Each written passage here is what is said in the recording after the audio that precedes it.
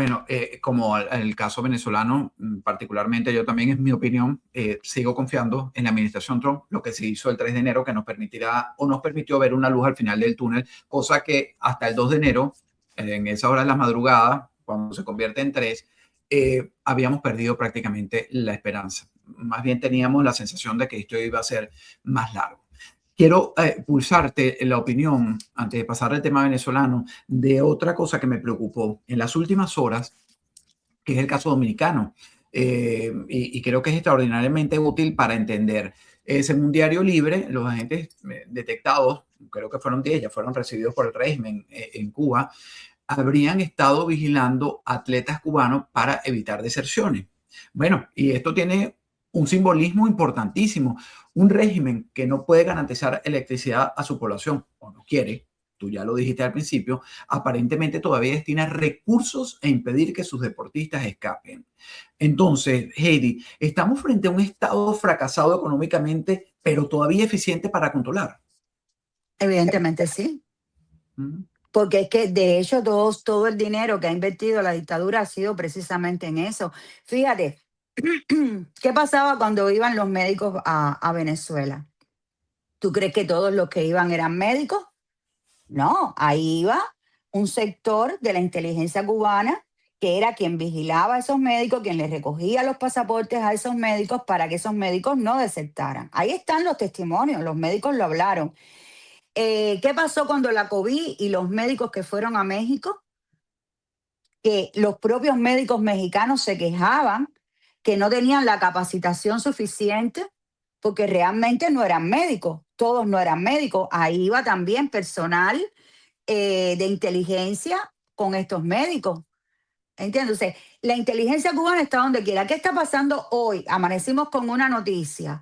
Hay una denuncia de sindicatos en California que están siendo penetrados o trabajados o están al servicio de la dictadura de La Habana. ¿A través de quién? A través del monstruo de inteligencia que representa la embajada de Cuba en Washington. David Rivera está bajo investigación federal. El segundo que tiene que ver con la embajada cubana en los Estados Unidos, quien se ha reunido en el 2024, 2025 con estos sindicatos en California. Y después vimos aquellas manifestaciones en California contra ICE, donde los propios manifestantes decían, nosotros nos manifestamos en la mañana, pero esas manifestaciones y vandalismos que ocurren por la noche no tienen nada que ver con nosotros. También ahí están ahí los testimonios, pero estos sindicatos representan 400,000, 400 familias, 500 familias, 600,000 personas. Entonces, la dictadura sigue trabajando dentro de los Estados Unidos y sigue trabajando dentro. Tuvimos el caso Rocha. ¿Qué pasó con Rocha? ¿Qué pasó con Ana Belén Monte? O sea, esto que está pasando en Dominicana no es más que lo mismo que ha pasado siempre. Siempre. De hecho, creo que fue en Costa Rica que expulsaron al embajador de Costa Rica, al embajador cubano en Costa Rica, creo que fue el que expulsaron precisamente por esto mismo. Lo que pasa es que la propaganda que ellos siempre han utilizado ya se le está desmontando y está saliendo a la luz. Y repito, hay una voluntad política de exponerlo, porque estas cosas siempre han pasado y administraciones anteriores han hecho así y lo han tapado y no ha pasado nada. Pero bueno, Cuba es una amenaza para la seguridad nacional de los Estados Unidos y sí lo es. Y lo tiene claro esta administración, de eso estamos conscientes. Hay mucho andando en la geopolítica mundial y yo sí creo que Cuba está en la lista como próxima, ¿no? Pero se va a tomar el Yo tiempo. pienso también lo mismo. Así que coincidimos. Fíjate, antes de pasar al tema de Venezuela, quisiera tu opinión, ya que hablamos del exilio histórico de estas nuevas generaciones. ¿Cree Heidi Martel que haya alguien preparado para el día después?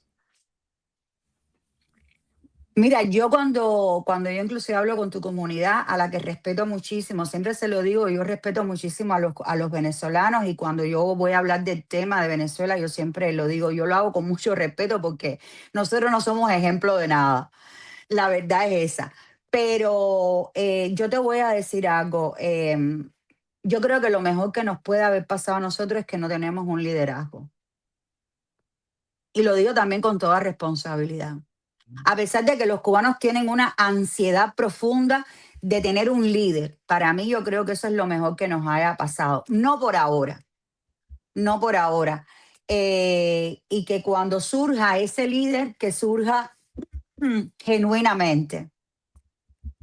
Que surja un líder genuinamente y que surja desde la propia necesidad de la libertad, desde la propia necesidad de una Cuba diferente, de una Cuba libre, de una Cuba democrática, de una Cuba donde los cubanos tengamos todos el derecho a todo, a la propiedad, a la libertad, a todo, que nazca genuinamente. Pero bueno, y además tiene que Porque llegar. no, el caudillismo, no, o sea, yo no tengo nada que ver con el caudillismo, me molesta el caudillismo. Ya Sí. nosotros tuvimos un caudillo, 67 años, y todavía existen organizaciones como el DCA en los Estados Unidos que están hablando de este caudillo, que nosotros lo queremos borrar de la faz de la tierra, de los libros y de todo, pero de todas maneras, o sea, es una imagen que se crea y definitivamente termina destruyendo la mente del ser humano. Venezuela, ¿cuál es tu lectura? Yo sé que tienes intercambios con muchos representantes de mi comunidad, tienes amigos también, me imagino que el círculo, el que vive en Miami ya no es amigo de un venezolano, o vamos a ponerlo del otro lado, Heidi, venezolano que no tenga en su entorno a un cubano, creo que no está Claro. en el sur de la Florida, ¿no? Además nos hemos hermanado con las diferencias que podamos tener, pues aprendemos, nos retroalimentamos. Para ti, Venezuela pudiera estar cometiendo el mismo error de Cuba. Ya lo cometimos, no escucharlo. Ah, bueno, adelante. Te iba a ampliar la pregunta, pero adelante. Mira, yo te voy a decir algo. Las transiciones de la dictadura a la democracia no son democráticas. No lo son. Nunca lo han sido y no lo van a ser. Nosotros los cubanos, por llevar 67 años en nuestros espacios, hemos hablado mucho de las diferentes transiciones que han existido en Europa del Este, como en Letonia, Estonia, Alemania, Polonia. Hemos hecho debates sobre estas transiciones. Si tú te pones a analizar las transiciones que sucedieron en estos países, en ninguno de esos países fueron iguales unas a la otra, porque cada país tiene sus características y parto de ahí, por eso te dije no. Ahora, en estos momentos, que no es una transición democrática, están pasando cosas que yo entiendo que a los venezolanos no les gusta, porque no les gusta. Es entendible que que no pueda gustar lo que está sucediendo. ¿Por qué? Porque se está transicionando desde el chavismo se está transicionando. Y es una realidad muy dura y muy cruel después de ustedes haber tenido unas elecciones que fueron robadas descaradamente. Pero ojo, que no fueron robadas ni por Donald Trump ni por esta administración, que fueron robadas y fueron tapiñadas ese robo por los demócratas. Porque también se tiene memoria corta, que abogamos mucho a la memoria corta. O sea, ahora resulta que esta administración que sacó y extrajo a Nicolás Maduro, el 3 de enero es la responsable de los 27 años en que los venezolanos se empeñaron en un socialismo dentro de Venezuela. Y no es así. Entonces, lo que está pasando es una transición que ya comenzó con la Asamblea Nacional del 2015. Dolorosa, que muy poca gente lo quiere entender, es dolorosa, hay que tragar grueso, pero está funcionando. Por lo menos estamos viendo algún que otro cambio. Pero ¿por qué se llega ahí? Porque es la única asamblea que está reconocida por los Estados Unidos y por la comunidad internacional. Pero además, el tener trabajando a la asamblea del 2015 ahí en esta transición no le da legitimidad a Nicolás Maduro como presidente de Venezuela. Y si tú no le das legitimidad como presidente de Venezuela a Nicolás Maduro, entonces la comunidad internacional no puede reclamar a un presidente de un país, porque no lo es. Porque las elecciones que vinieron después de esa asamblea del 2015 fueron fraudulentas. Y eso es lo que hay que entender y eso es lo que se trata de entender. Yo sé que hay venezolanos tú sabes, que están trabajando con la comunidad para que se entienda este proceso que es difícil. Y yo los estoy acompañando para cuando nos toca a nosotros poder tener el mismo pragmatismo que tengo con ustedes, porque yo sé que es muy complicado.